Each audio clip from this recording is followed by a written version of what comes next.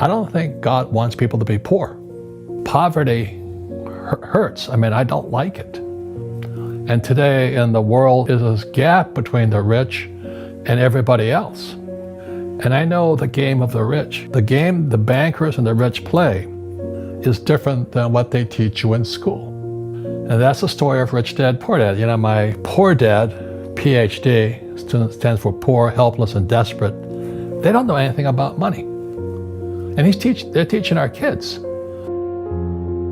I'm sitting in this classroom, and my MBA accounting teacher doesn't know accounting, and I'm going nuts. I'm not an accountant, but I knew he wasn't an accountant also, so I took him on. I said, "Are you an accountant?" He goes, "I have a master's in accountancy." I said, "That's not the question. Are you an accountant?" "I have a master's in accountancy." I said, "You're a fake. You don't know what you're talking about." And to this day, when I listen to what people are teaching kids about accountancy, it's bad accountancy. They count anything of value as an asset. They count your car as an asset, your house as an asset, when it's really taking money from your pocket. Your retirement plan, guess what? It's a liability. It's taking money from your pocket every month. And whose pocket does it go to? Wall Street.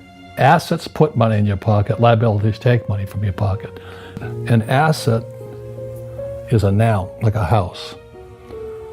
Cash flow is a verb. So to understand if it's an asset or liability, it takes a noun plus verb. So if the cash is flowing out of your pocket, it's a liability. If the cash is flowing into your pocket, it's an asset. And so long as it's free. It doesn't take millions of dollars to change the world.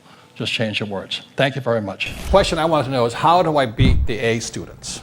Because in school, no matter what class I was in, I was always a C student, no matter what happened. I was, how come I'm always a C student? And I never really understood why. So that's why after I was about 27 years old, I started researching education, the system, and all this. Then I realized the whole system was set up for people like me to be in the middle, because what they found out in '83 was that there were 7 different intelligence, this guy Gardner.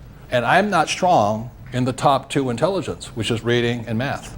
I'm a horrible reader, I'm a horrible writer, I'm very slow at math, but I'm very good with my hands, and I'm also pretty good with what they call intrapersonal communication. There's interpersonal, which is communicating with another person, but intrapersonal is that communication with yourself. And if a person's very good with communication with self, you have a better chance of success. So the way I chunked it down, this has been 30 years, and again, I'm not a rocket scientist or a brain surgeon, is that the way you beat an A student was, I finally figured it out, was that we had 3 parts to a brain.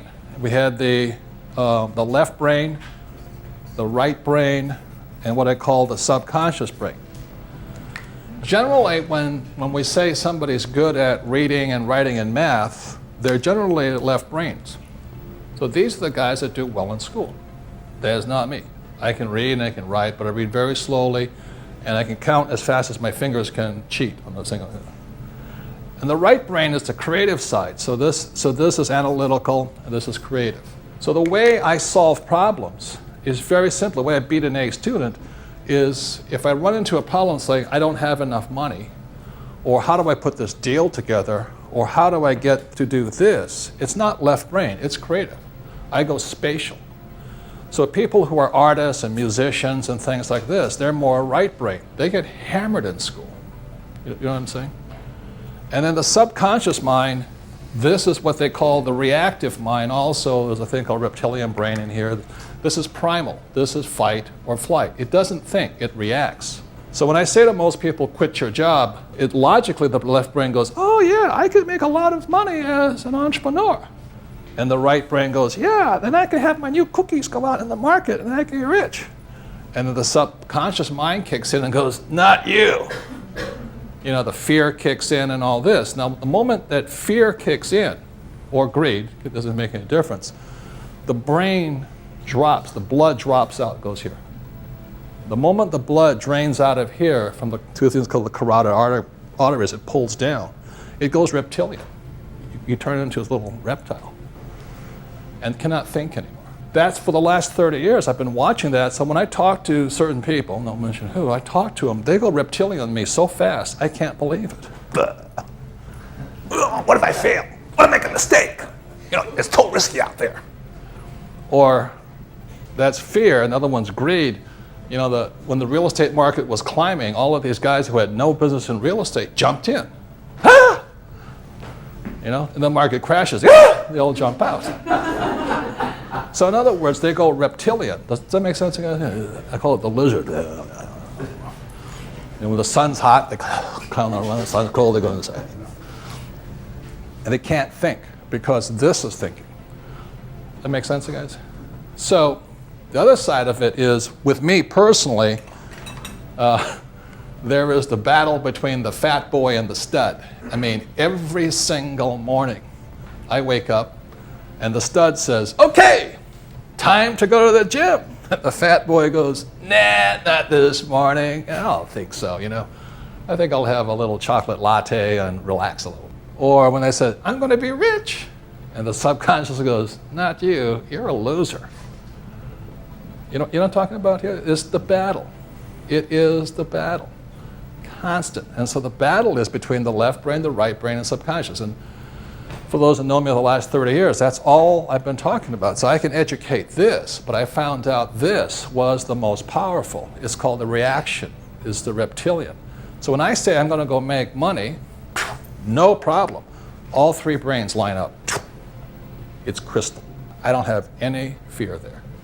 But I also learned this in Vietnam. They said, oh, there's a machine gun over there. I go, Roger, Dodger, He goes, left brain, right brain. I'll take that bastard off. There's only one of us is going to go home today, and it's going to be me. I'm going to kill him. But you talk to other people, what if I die? So you better not fly with me because I don't want you in my aircraft.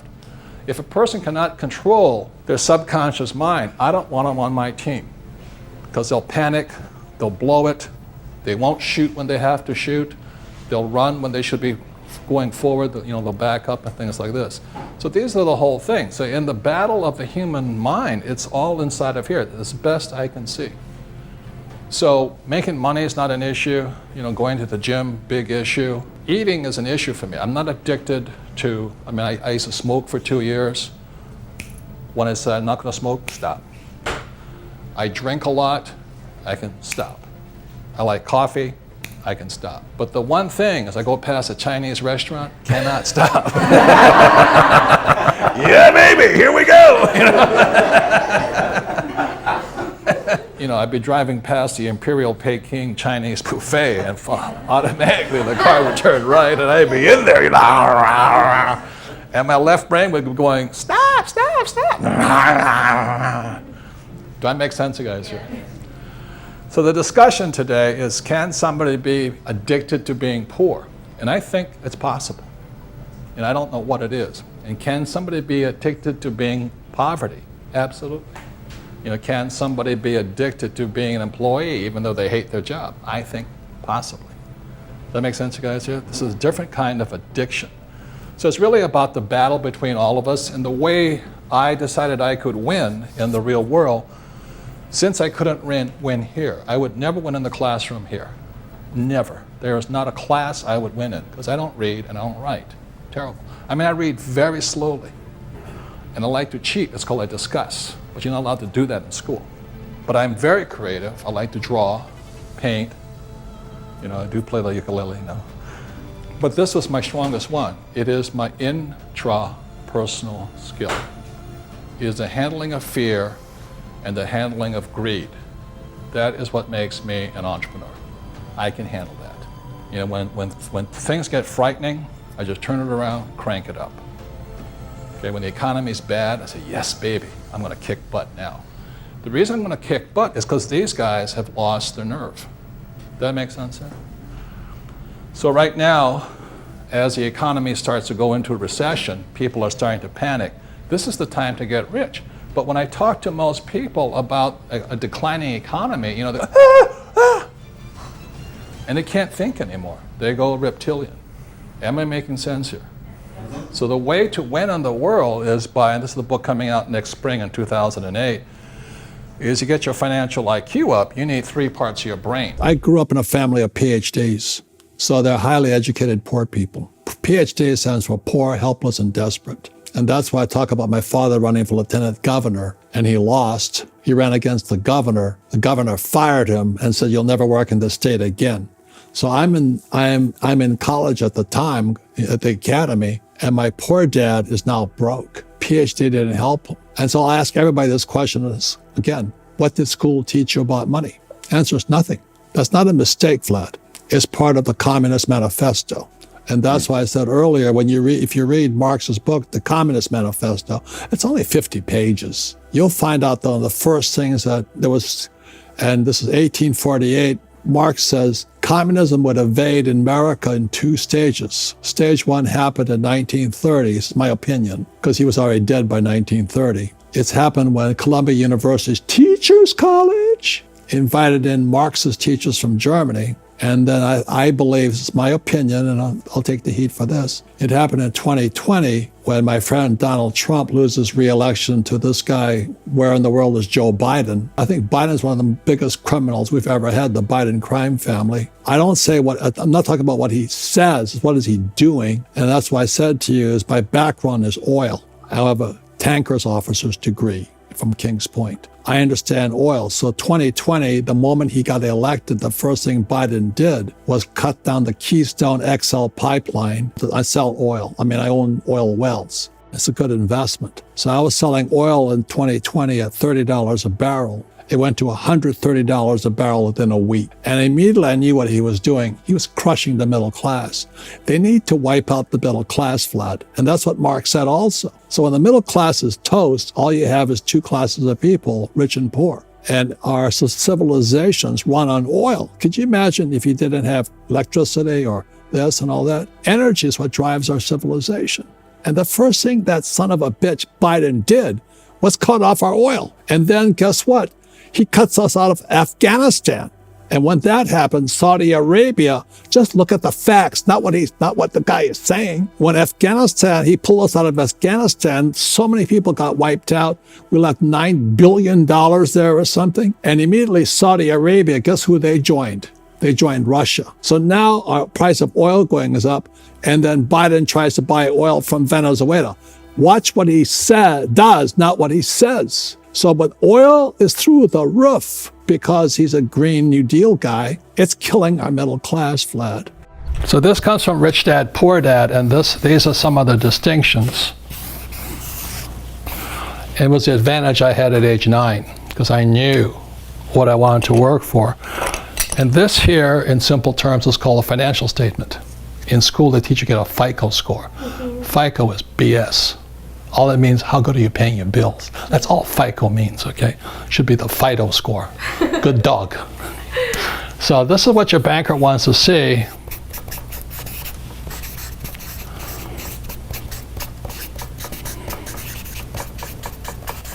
So when I was 9 years old, playing Monopoly with my rich dad, this is the lesson that's not included in Monopoly, but rich dad taught me. And fundamentally, the problem that most people make, they go to school to get a job and they work here. So this is the poor, middle class, and these guys. And we're going to talk about later, your first line item expense is taxes. Just recently, President Trump said he had a tax cut. He didn't have a tax cut for these guys. As you know, the rules are always written for the rich, okay? I didn't make the rules. You can get angry at me, but these are the rules. The rich make the rules. The golden rule. He who has the gold makes the rules. Yeah. So the tax cut went to people here. That's where it goes to. You'll learn more about this later on. But this is what I work for. So what I work for, number one, is I'm an entrepreneur. I want businesses. I have multiple businesses. And I don't work in them, as you know, because you work here. You never see me, do you? No. Because I don't work for a paycheck. Exactly. Next is real estate. And real estate is good for many things which we'll go into, but number one is debt. I use a lot of debt to buy real estate and I pay no taxes. That's the relationship there. The next is paper.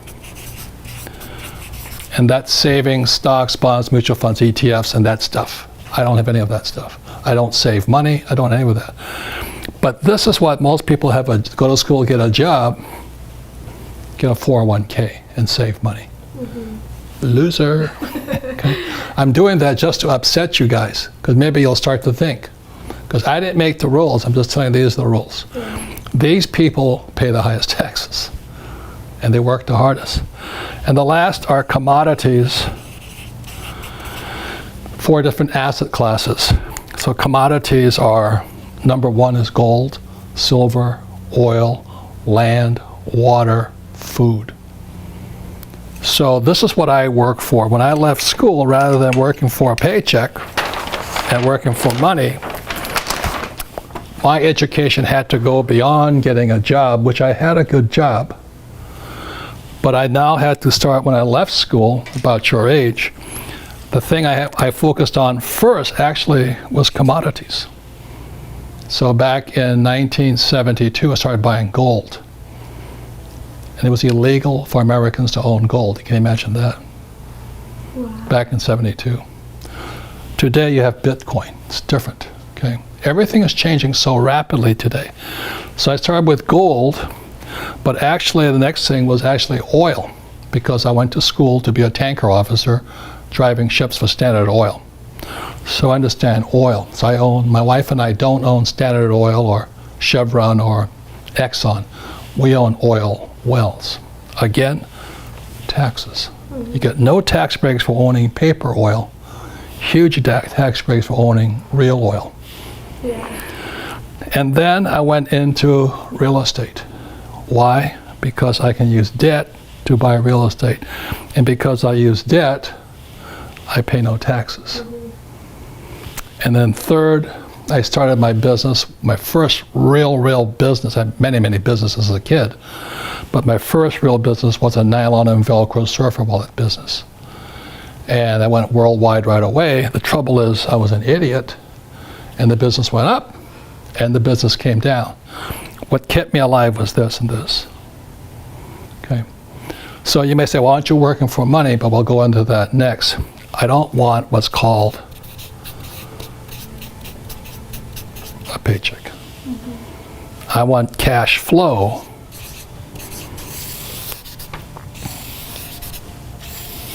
From here.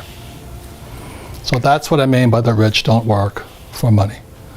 You want cash flow that pays very little taxes, and I can use lots of debt over here. The average person who went to school, their biggest liability they have is student loans, of course. Yeah, of course, definitely. I mean, it's horrible what they do to you guys today. You have student loan, which is the worst type of debt of all, because you cannot declare bankruptcy on it. No. And then you get out and you try and buy a house, and you call it an asset when it's really a liability. Why? Because the cash is flowing that way. Your house costs you money you rent a house, still costs you money. Okay. Then you have to have a nice car. I had one of those. This. So the problem with most young people is they go to school to get that job, then a lot of them have student loan debt, then they try and get married and buy a house, they have a car, and then they have credit card debt, but they never have the chance to come over here. If they do any investing in America, it's a 401k, which I wouldn't touch with a 10-foot pole. Now, you should, but I don't, because I don't have to. Because I went to school for here, and people who don't go to school should be here. This is a 401k, IRA, ETFs, and that stuff. Paper, savings. I don't touch that stuff, and we'll go into that later on. Yeah. Okay. So when I say rich don't work for money, I never wanted to be dependent on a paycheck, either from an employer or the government. I wanted to be a free human being. Another part of your financial IQ is to know there's 3 types of income. So if you're going to say work hard, most people are working hard for earned income, and that's what these guys are working for. The trouble with earned income in America, your tax rate's approximately 50%. Whereas Warren Buffett says it's a shame that his secretary pays a higher percentage in taxes than he did, although he makes billions of dollars. So when you say to a child, go to school and get a safe, secure job, you tell them to work for earned income, the worst type of income. The second type of income is portfolio income. And today, as I speak, and they're trying to change this, it's about 20%. And portfolio income is generally known as capital gain. So if I buy a stock for $10 and I sell it for $50, the $40 gain is taxed at 20%. Or if I buy a house for $100,000 and I sell it for $200,000, that's a capital gains type event. So you pay a lot of tax for that.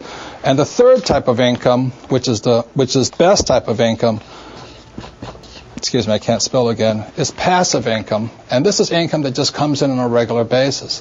One of the reasons I am wealthy and is able to retire at a young age is because I worked hard for passive income, not earned income.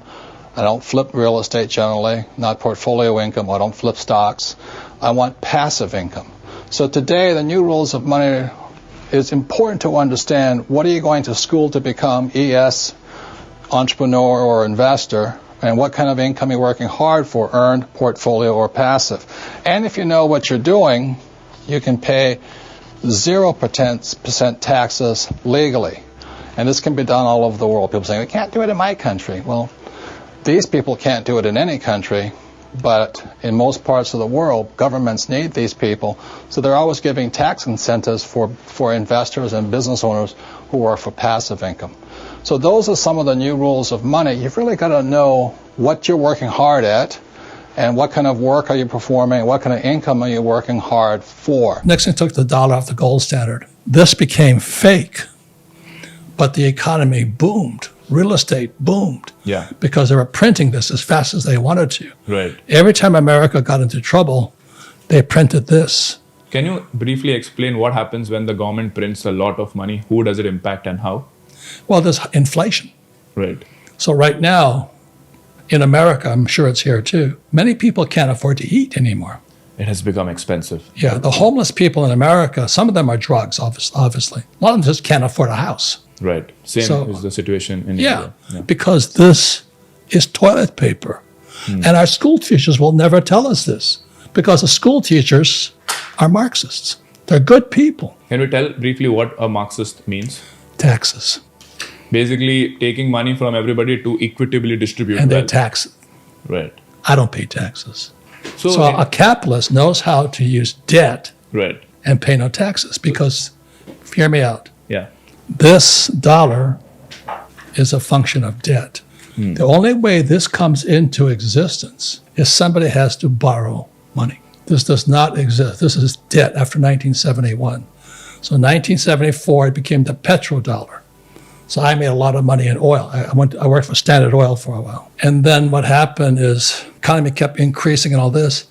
Then they started pumping all the money into the baby boom generation, into their pensions. These pensions were stolen by Wall Street. It's empty. So you watch in the next few years, you're going to hear more and more from the States. Our pensions are empty.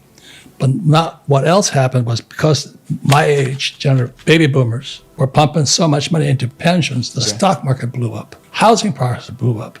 Bond market blew up. Right. Now it's all going to come down. That's my prediction. I hope I'm wrong. Okay. So this has been happening for decades now. I've been studying it for most of my life. Okay. Since I was 10 years old. I said, how come I don't have some of this? How come the school teacher doesn't teach me about this? Right. Why does my dad always say, go to school, get a job, work hard, pay taxes, save money? Right. Why do that? True. And my rich dad says, I don't do that. I had an interesting question here, looking at it from the lens of the government. Your questions are very good, by the way. Thank you. So there are two schools of thought, right? One way to look at as a person who is running the country is to ensure the maximum happiness of all the individuals, so equitable distribution of wealth. And the other way of looking at it is, no, not everybody is equal, winner takes it all. And what we've seen over the last decade is that the income inequality has magnified. I saw an interesting stat that around 50 years back, the top 1% of the world controlled around 6 to 7% of the world's wealth. Amen. And today, the top 1% of the world controls around 20 to 25% of the world's wealth. So my question to you is that sustainable, or would that, if that income disparity keeps increasing, would the world eventually collapse due to war? It's always been that way. There's a thing called Pareto's principle.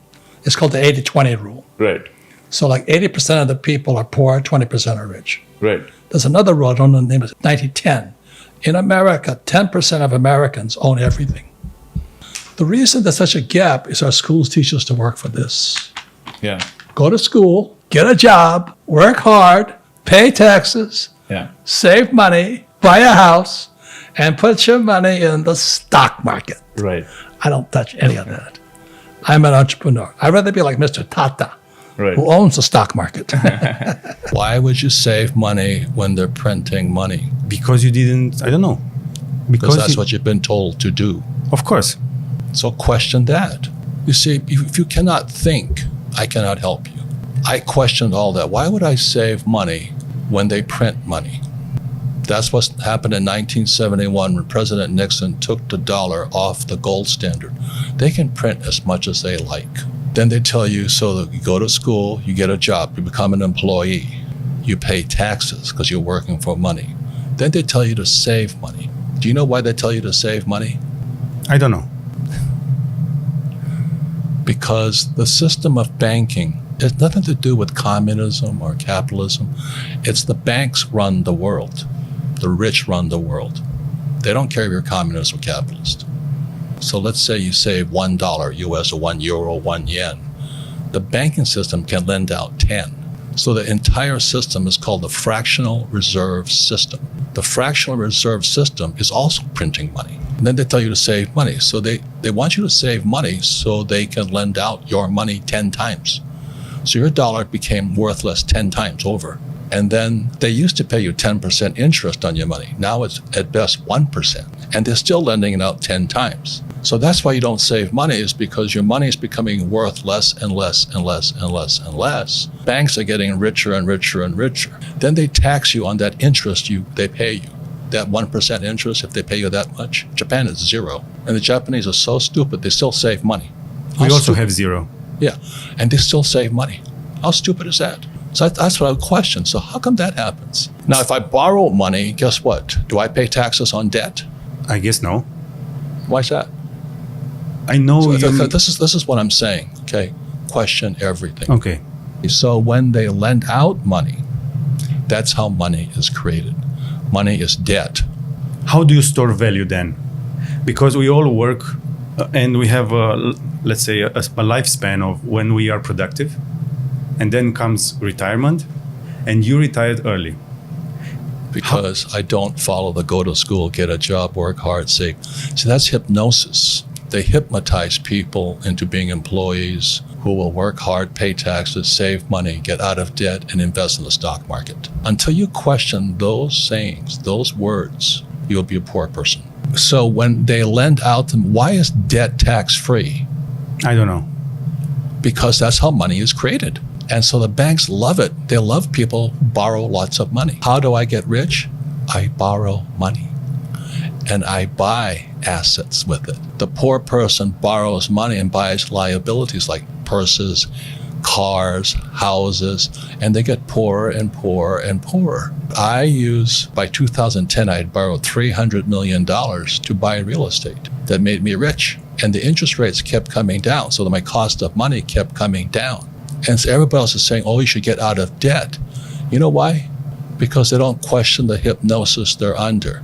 You've been hypnotized to work hard for money, to save it. The fractional reserve system prints it, and then you pay taxes after taxes. So I have all this debt, and I get rich. So the question is, how do you learn to use debt to get rich? Because they tell you not to get out of debt. So all I'm saying to you is, if a person does not question what they've been taught, they will always be poor. They've been hypnotized into being poor. Then you put it in the stock market, in pensions, right? So let's say I put $100 in a pension plan. When do I get that money back? Most Romanians don't even dream of getting to pension now. I understand that. But it's not just Romanians. Please hear, it's worldwide.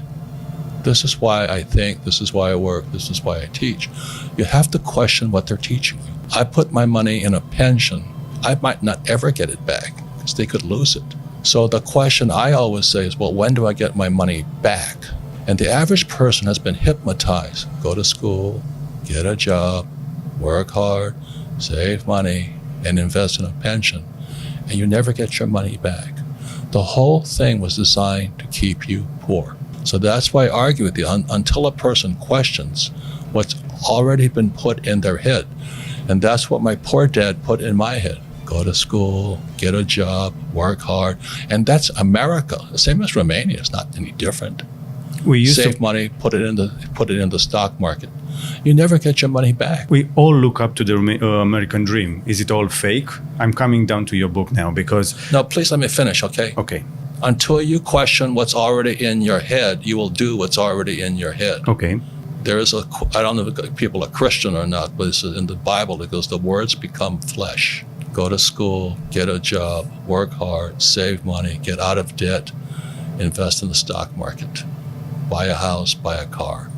Until you question that, you're hypnotized. You'll be a poor person all your life. So I own 7,000 rental properties. Those are assets. Every month, the cash flows in. Whereas many people have the big house on the hill and the cash is flowing out. Right. And they're going broke. See, there's three kinds of income: earned, portfolio, passive. So earned income is if I get a job, that's earned income. If I'm a doctor or a programmer, that's earned income because I'm working for it. If I buy, let's say, Apple for $10 and I sell it for 20, that's portfolio income, capital gains. Yeah. But passive income, which is cash flow, is never taxed. The people that are being screwed today are the poor and middle class because they work for money. You know, the banker friends, they're not working for money. They have money working for them. Yeah. Right. Very big difference in mentality here. You know, money is, the financial industry is two things: debt and taxes. And we still tell kids to go to school, get a job, work hard, save money, and get out of debt. Now, who tells them to do that? That's the most ridiculous thing there is. The book starts and it says, lie number 1, saving money will make you rich. Yeah, it never will. Why would you save it and why would you work for it if they can print it faster than you can work for it? Our schools will never teach you that. The way to keep the poor and middle class working hard is never teach them what the rich know. They don't want what we know out there. So that's why fake is fake money, fake teachers, fake assets. Question I ask all over the world: what does school teach you about money? And the answer is nothing. They know nothing about money.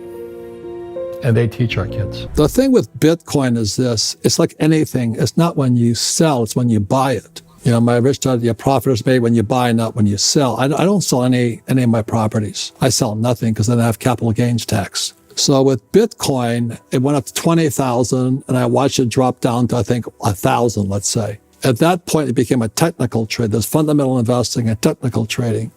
When I saw that thing start climbing back up, I said, I watched it at 6. I think 6 is the number. So I backed up the truck on 6,000. So today, I think Bitcoin is what, 20,000? Bitcoin's at 23,000 now, but it got as high as 60,000 at one point. Yeah, but I don't buy at 60. Right. I bought it at 6, and I bought a whole pile of it. Same as I buy gold all the time. I don't save dollars. I save gold, silver, Bitcoin, Ethereum.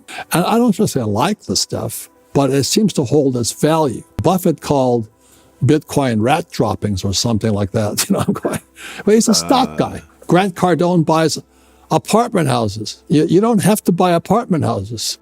You can buy a bond, and bonds are going down right now. Do you know what I mean? You just got to be smarter. I don't have bonds, by the way. But anyway, there's so many things you can buy, but the biggest question is, how smart are you with your money? And what does school teach you about money? Nothing. And you wonder why school teachers are broke? Because they don't know nothing. My whole family are school teachers. Good people, nice people, Marxist, but good people. I don't care if you're a Christian, a Jew, a Buddhist, or Israeli. I don't really care. Just show me the money, as that show says. Yeah, I actually found the quote. Warren Buffett said cryptocurrencies basically have no value and they don't produce anything. They don't reproduce. They can't mail you a check. They can't do anything. And what you hope is that someone else comes along and pays you more money from them later on. But then that person's got the problem. In terms of value, 0. Hey, look, I'm not saying it's not a smart dude. He's a very smart dude, you know. But yeah, you can listen to Grant Cardone also. You can listen to me. You can listen to Dave Ramsey, who says live debt free. You got to choose your teacher. Sure. That's all I'm saying. Like when I was in Sunday school, I was like 8 or 9 years old, and the Sunday school there was a young teacher. This is in Hawaii, and she said, "Why were the 3 wise men wise?" And I said, I raised my hand, it's about 8 or 9 years old. I said, because they were rich. And she goes, why do you say that? Because in church, love of money is the root of all evil. So she said, why do they say they're rich? I said, because they're rich. And she goes, why? So they had gold, frankincense, and myrrh. You got to be rich to have that stuff. And she shakes her head because this violates every one of her Christian values about the love of money is the root of all evil, right? She says, no, they weren't. That's why they weren't wise. I said, so tell me why. So one of the most valuable lessons my little Sunday school teacher taught me. She says, because they always sought the best teacher. And for them, it was Christ. For many of my family, it's Buddha. The Muslims, it's Abraham. Jews is Abraham. For other guys, it's all this. In real life, seek your teachers. If you listen to a school teacher about money, I'll pray for you tonight. Right. You know what I'm saying? Yeah. You want to listen to Warren Buffett? Listen to him. So all the rich guys who are doctors and lawyers, or those guys, they're getting creamed, and they don't know why. Doctors are getting creamed. Oh yeah, they're making more money, but the take home is less. Sure. My doctor just yelled at me. He was happy. He says, "Oh, guess what? I finally made $1 million." And I said, "Yeah, this is just 3 weeks ago." And so I said, "Yeah, well, how much you pay in tax?" This is 2014. He says $750,000 in taxes. So his net was about $400,000. That's not bad. But when I make $1 million, I keep $1 million. And the reason is because I don't make it by working for money. See, if you work for money, you're taxed. So that's why lesson number 1 in Rich Dad Poor Dad is the rich don't work for money. What we do instead is we create businesses as entrepreneurs. We acquire real estate. I don't invest in the stock market. So the reason is because as entrepreneurs, I have more control over my income, how much I make, and how much I pay in taxes. And because I'm an entrepreneur as well as an investor in real estate, I pay 0 tax. So every time I make, let's say, $1 million as an entrepreneur, I immediately invest it in real estate. I have a 4-to-1 step up. So I put $1 million in real estate. I get $4 million from the bank. That's why I love banks. But the banks are screwing everybody else. Terrible. But it's good for me. That's why you say when you print, it's good for you, but when you print, it's bad for people that work for money. Because when you print, savers get creamed and people who work for money get creamed. When they print, debtors get rich. You see, debt and taxes make the rich richer, and debt and taxes make the poor middle class poorer. And that's what I cover in this little book here. See, when you look at history, anytime a country printed, they corrupted the money supply, the empire collapsed. See, the Romans tried it. And it was called debasing the currency. Debasing means they took a silver coin and they mixed base metals like nickel and copper and those things inside. America started doing the same debasing in 1964. So when you look at our silver coins, in 1963 they were pure, not pure silver, they were silver. And in 1964 you go, oh, what's that little copper tinge there? That's debasing. So throughout history, anytime a government has debased or printed their money, the economy eventually collapsed. So the Romans tried it, Zimbabwe did it, the Germans did it, Milosevic did it, China did it. So every time they print money, history will tell you the same thing. If we know it, why are we printing money? Because people don't understand history. Who are the people that don't understand? Our politicians don't understand history, or the voters? They don't teach you this in school here. So people can look at the charts, so you can have, they can look at the charts, but they don't know what they're looking at. I was going for my MBA, and I had to drop out because it was getting pretty ridiculous. Because I kept telling the professor of economics, I said, "You don't know what you're talking about."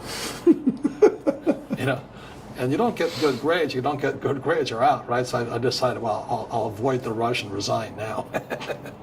But what they teach you in school is BS. It's watered down. It's not appropriate for the real world. It's good if you're going to be an academic like my poor dad, and you have all the facts and figures, but they can't do anything. Like the unemployment figures are complete lies. Obama says they're at 6%. I'm not political, I'm not Republican or Democrat. Obama says they're 6%.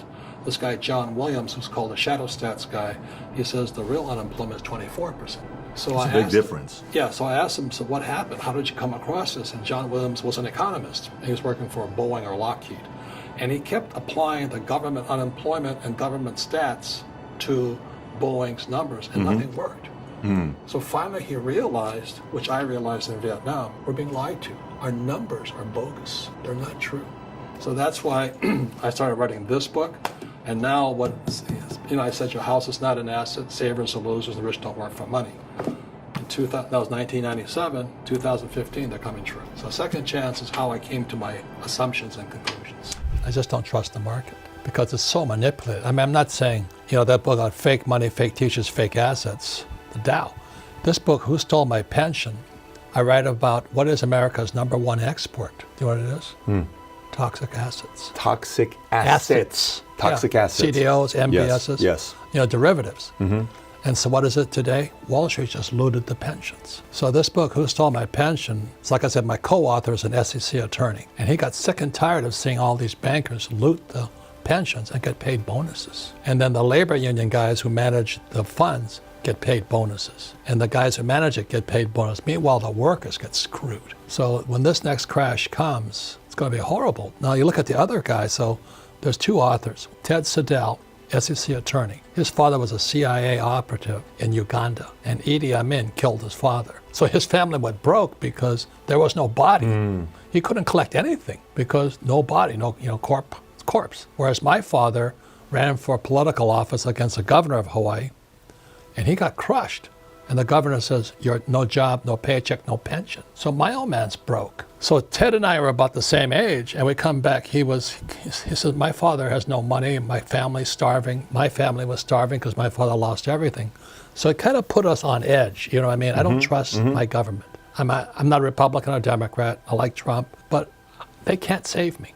Trump, Biden, Sanders. I mean, it's a cast of characters, right? You got the Donald on one side, and then you got Comrade Sanders, a commie. And then you got Pocahontas. And then you got Alfred E. Newman, Buttigieg. It's a reality TV show up there. You're counting on the government to take care of you? I mean, wake up. So you don't at all look at it as they have an effect over your net worth or your next moves? No. So your... That's good. You want to make sure that no matter who's in office or if it crashes, you're okay. That's the most important thing you can do. You don't pivot based on presidents? No, of course not. They don't affect me at all. You don't pivot based on presidents? No, I'm not a stock guy, that's why. Okay.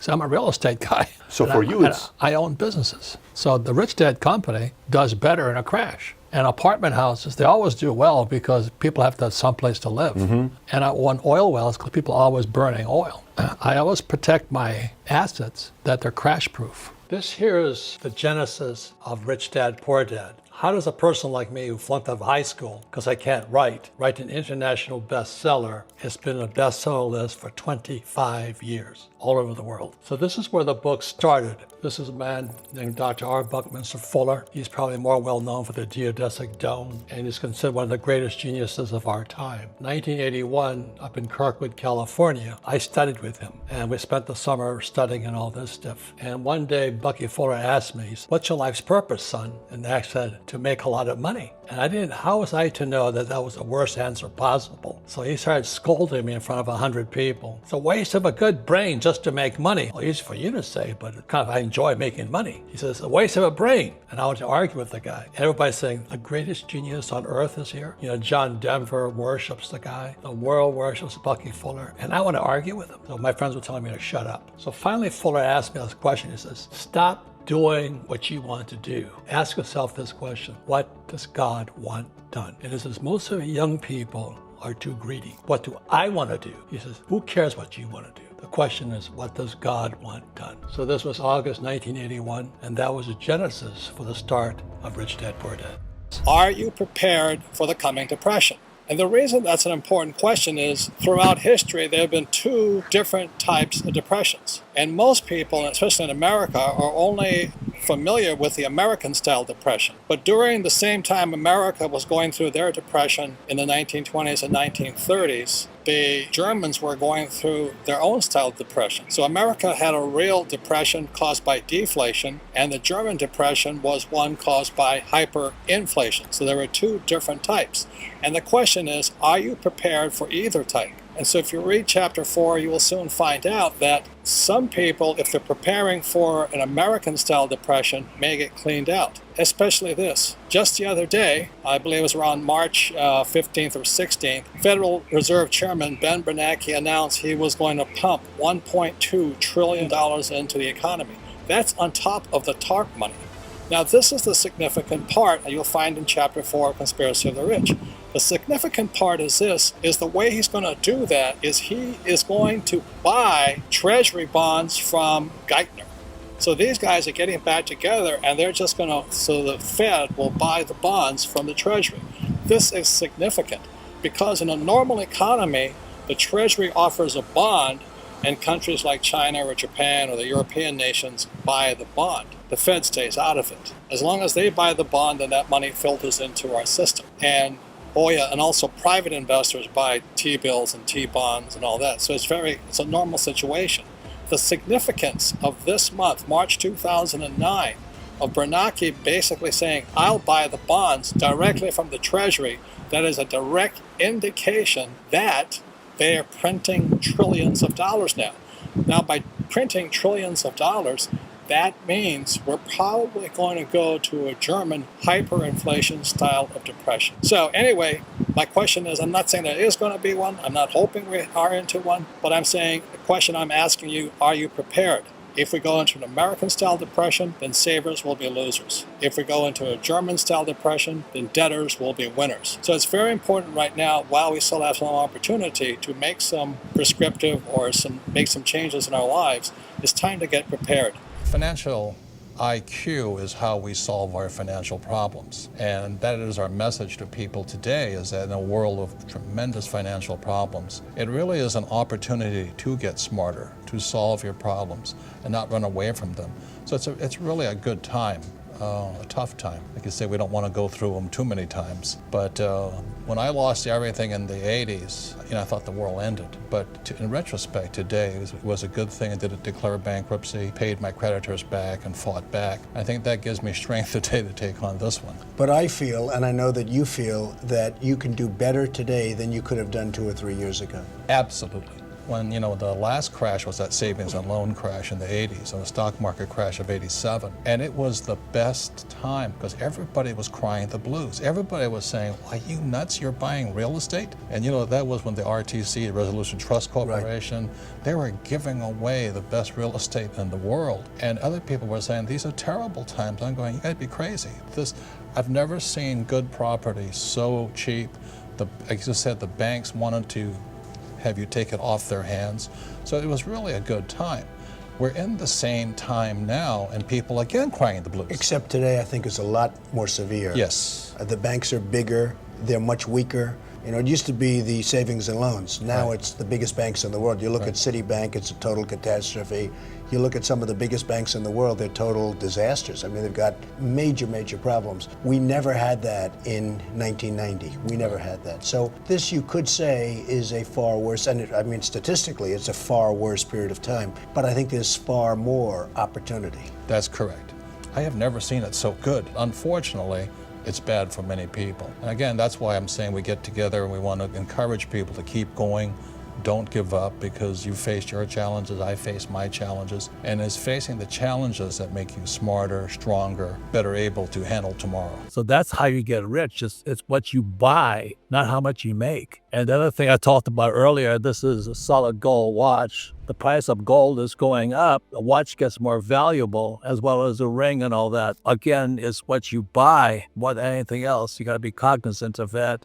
And then this jacket here, I'm very proud of. It's an antique. It was a guy named Tunnel of China. They were the first Americans to go into Southeast Asia to fight the Japanese, the P-40 Flying Tiger. So this is a Flying Tiger little emblem here. This is an antique. This jacket is so heavy. It just shows the quality. So this is like a 1930s jacket. And I wish I knew the pilot who owned this jacket before. So rather than buying a regular jacket, I paid $15,000 for this one because it holds its value. And that's the difference between people who are rich or poor. Most people here are just spending money, but they don't get rich that way. And I know it drives people crazy. Oh, you've got to enjoy yourself. I am proud of this jacket. It's because of the Flying Tigers and Chanel of China that I volunteered to go fly in Vietnam. So all these things have value, and its meaning adds richness to life, because I'm very proud of this jacket. It's an antique. It's a collector's item. I mean, I've had old guys come out to talk to me about it. And they go, "Wow, is that really one?" Oh, yeah, it's one of his jackets. So